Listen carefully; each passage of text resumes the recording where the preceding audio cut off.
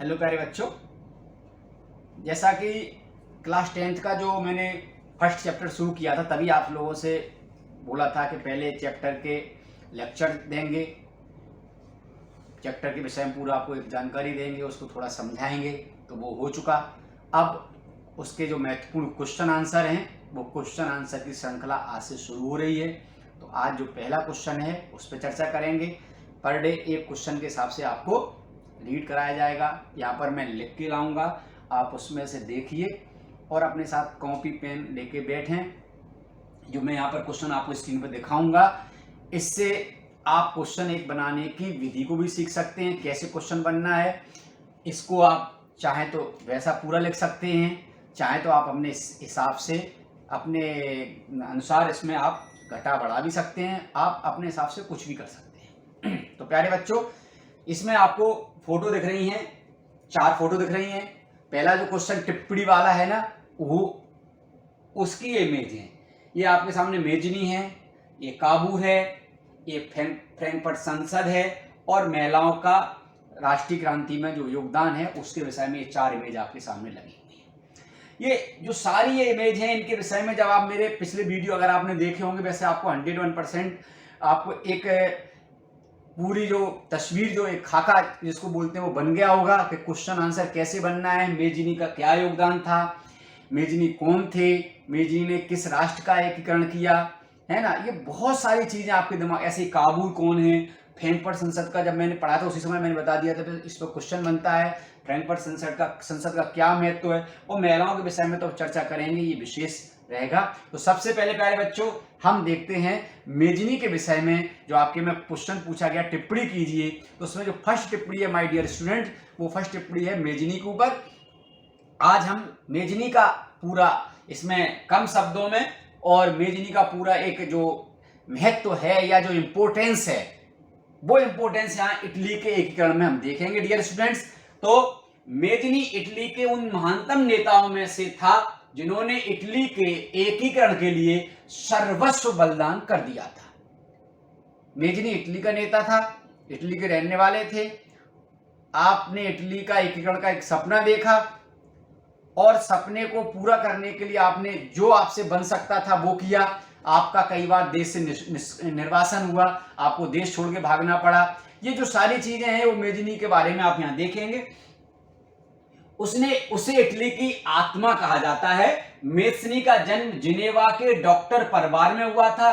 Mazzini के ऊपर फ्रांसीसी क्रांति का बहुत प्रभाव पड़ा है। 1789 क्रांति के विषय में जो भी प्यारे बच्चों बोला जाए वो कम है। 1789 क्रांति ने इटली नहीं, जर्मनी नहीं, विश्व, यूरोप महाद्वीप नहीं, विश्व के सारे महाद्वीपों में एक अपनी एक मार्ग प्रशस्त किया लोकतंत्र के लिए। किस तरह से निरंकुशता के या निरंकुश शासन के विरुद्ध लड़ा जा सकता है वो फ्रांसीसी क्रांति ने बताया, और उसका ही प्रभाव, फ्रांसीसी क्रांति का प्रभाव मेजनी पर भी पड़ा। प्रारंभ में वह कार्वेनरी एक संगठन था, कार्वेनरी नाम का संगठन, उस संगठन का वो सदस्य बना, है ना, सदस्य बना, पर वह कार्वेनरी की कार्य पद्धति से संतुष्ट नहीं हुआ। मेजनी का मानना था कि इटली के एकीकरण में ऑस्ट्रिया सबसे बड़ी बाधा है। कार्वेनरी की जो कार्य पद्धति थी वो कार्य पद्धति उन्हें बिल्कुल पसंद नहीं आई।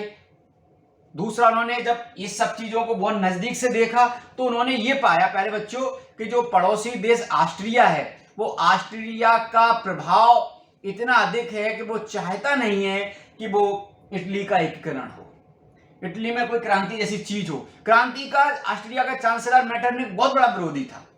1815 की जब मैंने आपको आफ्टर नेपोलियन के विषय में जब मैंने पढ़ाया था आपको, तो उस समय मैंने बताया था कि उसने क्रांति का विरोध करने के लिए फ्रांस की क्रांति को ही खत्म करने की कोशिश की। 1815 में पुनः राष्ट्रतंत्र की स्थापना करवाई फ्रांस में।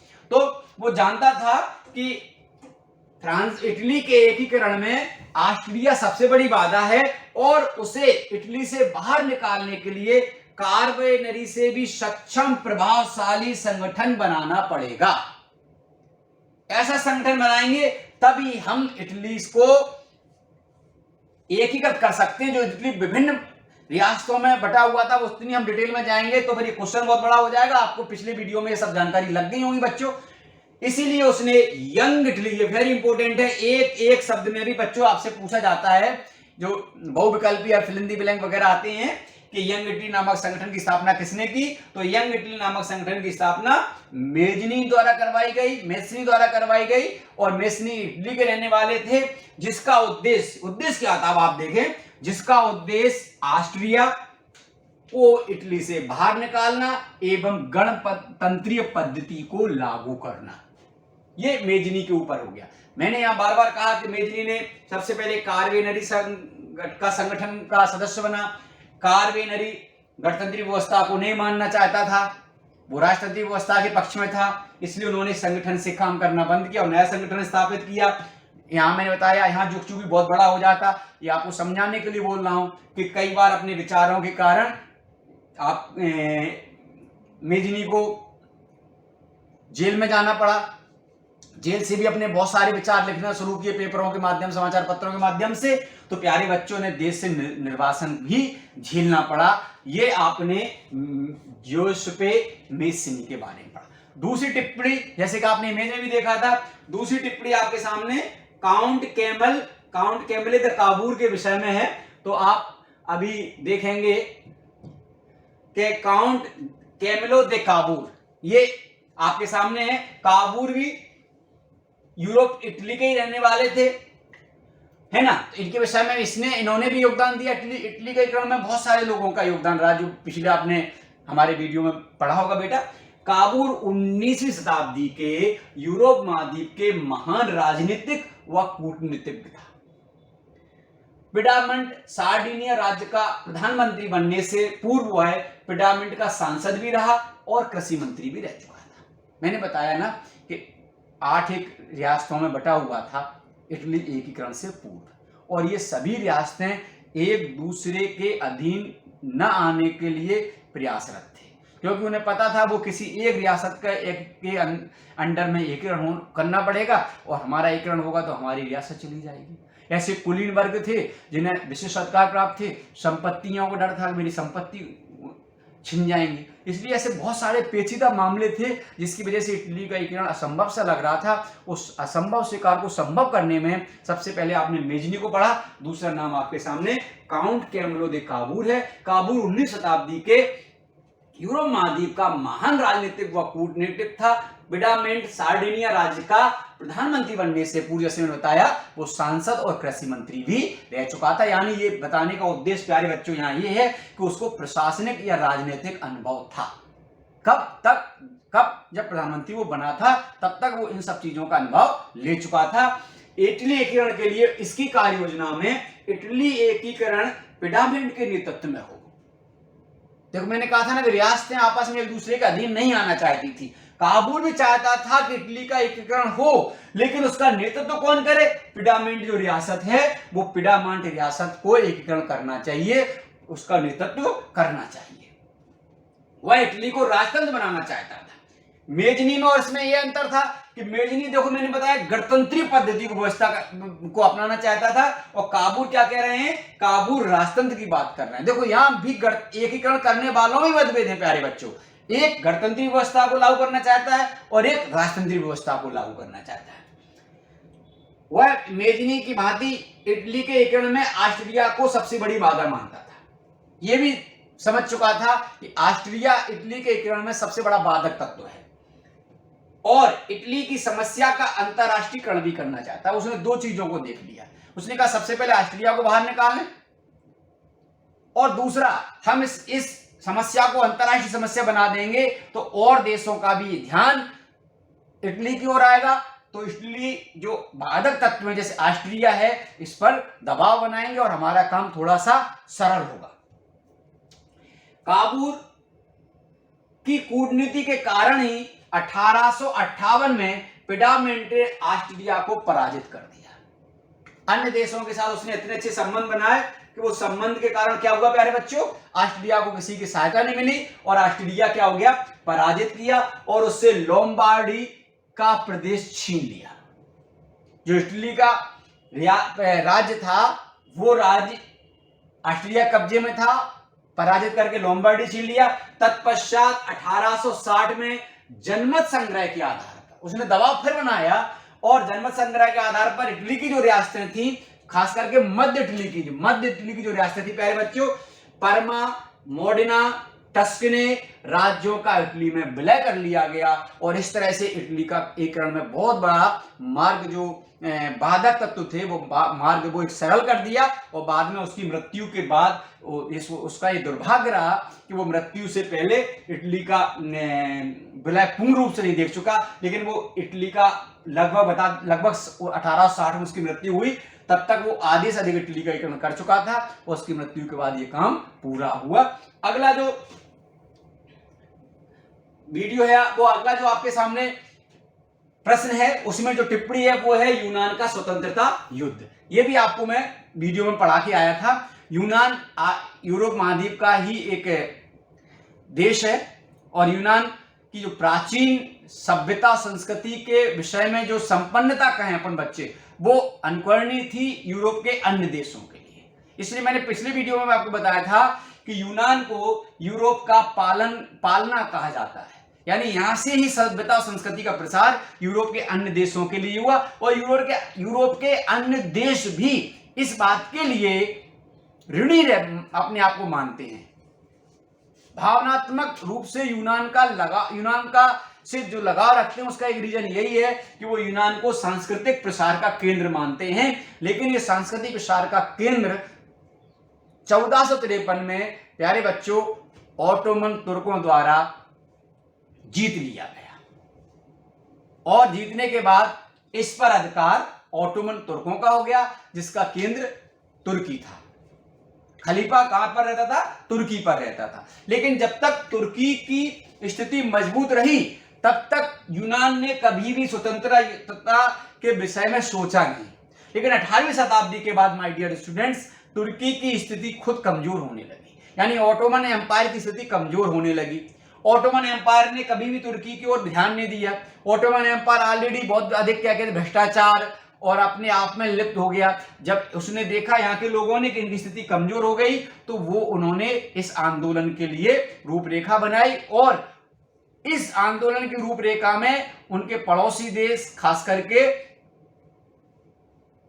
अगर बात करें खास करके रूस का और इंग्लैंड के लोगों का बड़ा विशेष योगदान रहा, या इनसे कह सकते हैं क्या कहते हैं रूमानी राष्ट्रवाद की जो हमने आपको पढ़ाया था उसमें कवियों का इनका भी बहुत बड़ा योगदान रहा। तो आप देखते हैं डियर स्टूडेंट, यूनान का स्वतंत्रता इतिहास की महत्वपूर्ण घटनाओं में से एक है। 1453 में ऑटोमन साम्राज्य ने यूनान को विजित किया था।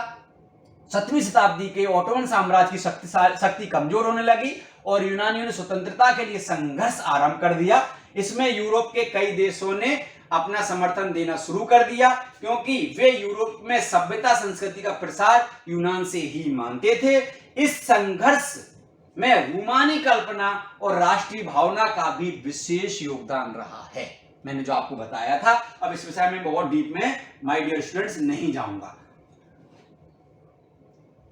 प्रमुख नाम इंग्लैंड के कवि लॉर्ड बायरन का है, जिन्होंने यूनान स्वतंत्रता संग्राम के लिए न केवल धन इकट्ठा किया वरन अपने प्राणों की आहुति दी। अंततः फ्रांस और रूस के समर्थन से 1827 में टर्की की नावरियो की खाड़ी में पराजय हुई और वेरी इंपॉर्टेंट डेट याद रखना है आपको, ये 1832 कस्तुनतुनिया की संधि ने यूनान को स्वतंत्र राष्ट्र की मान्यता दी।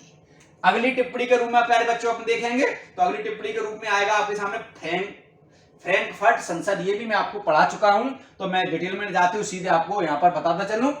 1848 की फ्रांसीसी क्रांति तथा वियना से मेटरनिख के पलायन की सूचना से जर्मनी की विभिन्न रियासतों में विद्रोह उठ खड़े हुए। अंततः एक जर्मन संघ बनाने के उद्देश्य से 1848 को फ्रैंकफर्ट के चर्च में एक राष्ट्रीय संसद बुलाई गई जिसमें 831 प्रतिनिधियों ने हिस्सा लिया। इन प्रतिनिधियों में मध्यम वर्ग का बोलबाला था तथा सेना, मजदूर एवं महिलाओं का समर्थन इस संसद को नहीं था। एक वर्ष में इन प्रतिनिधियों ने एक संविधान बनाया जिसमें संवैधानिक राजतंत्र की बात कही गई और इस संवैधानिक राजतंत्र का मुकुट 1849 में प्रजा के शासक को पहनाना चाहते थे। यहां मैं बहुत में आपको बता दूं कि संवैधानिक राजतंत्र से आशय होता है ऐसा राजतंत्र जो शक्तिशाली नहीं रह जाता है, राजा तो बनेगा लेकिन वो शासन जो करेगा वो संसद के माध्यम से करेगा, जैसे कि इंग्लैंड में संवैधानिक राजतंत्र आज भी माय डियर स्टूडेंट है। परंतु इस मुकुट को प्रजा के शासक फ्रेडरिक विलियम ने पहनने से मना कर दिया, अतः यह सम्मेलन या संसद असफल हुई। क्यों असफल हो गई? इसलिए असफल हो गई माय प्यारे डियर स्टूडेंट क्योंकि इस संसद के असफल होने का एक बहुत बड़ा कारण यह भी था, जो मैंने आपको भी बताया ऊपर, कि उसमें महिलाओं का, मजदूरों का, सेना का समर्थन नहीं था। इस कारण संसद का असफल होना अब असंभावी था। आखिरी टिप्पणी जो आपके सामने है वो है राष्ट्रवादी संघर्षों में महिलाओं की भूमिका। महिलाओं की भूमिका को अगर अपन बात करें तो 1789 की फ्रांसीसी क्रांति को में देखने मिलती है, जब महिलाओं ने पुरुषों के कंधे से कंधे मिलाकर राष्ट्रीय आंदोलन में महती भूमिका अदा की, लेकिन फिर भी उनको वो प्राप्त नहीं हुआ बच्चों जो पुरुषों को प्राप्त हुआ। राष्ट्रवादी आंदोलन में महिलाओं ने सक्रिय रूप से भाग लिया। फ्रांस की क्रांति इस बात का सबसे अच्छा उदाहरण है। उन्होंने इस आशा के साथ क्रांति में बढ़ चढ़कर भाग लिया कि इस क्रांति के साथ उनके साथ जो भेदभाव होता है उसमें सुधार होगा। उन्होंने अपने अधिकारों के लिए राजनीतिक क्लब का गठन किया। समाचार पत्रों के गठन की जगह लिख देना समाचार पत्रों के माध्यम से अपनी बात कही। लेकिन प्यारे बच्चों ये बहुत छोटा मैंने इसलिए किया कि आप इतना भी लिख सकते हैं, आप चाहे तो उसमें बढ़ा सकते हैं। इसके बाद भी उनको बहुत कुछ हासिल क्रांति में नहीं हुआ। आपको याद होगा मेरे वीडियो के माध्यम से, किताब में आपने पढ़ा होगा, मैंने बताया था कि ऐसे लोगों को फ्रांस की क्रांति में मताधिकार से वंचित रख दिया गया था जो 3 दिन की मजदूरी 1 वर्ष में नहीं करते थे या महिला थी। इन लोगों को अधिकार नहीं मिला था, समान काम का भी बहुत मुश्किल से अधिकार मिल पाया। तो ये माय डियर स्टूडेंट्स आपके पहला क्वेश्चन तैयार हुआ। अगले क्वेश्चन के साथ मैं उपस्थित होऊंगा, तब तक घर में पढ़ते रहिए। जय हिंद, जय भारत।